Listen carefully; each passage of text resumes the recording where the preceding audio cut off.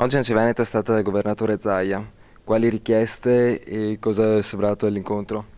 Ma direi estremamente positivo, come al solito il Presidente è molto concreto, ci ha ricevuto a tamburo battente e le richieste messe sul tavolo, la questione del patto di stabilità ha dato immediatamente le maggiori assicurazioni, logicamente con i limiti di bilancio che ci sono. La questione dei passi carrai è stata affrontata e siamo tutti e due in difficoltà, perché la questione ANAS è una questione con difficoltà di risoluzione, anche se sembrerebbe un problema banale, molto laborioso e molto elaborata, per cui però abbiamo, come dire, molte visioni uguali e abbiamo deciso di portare avanti il ragionamento della consulta delle autonomie per fare in modo che tutti i problemi dei comuni e delle province siano concretizzati con la regione e si abbia una voce univoca.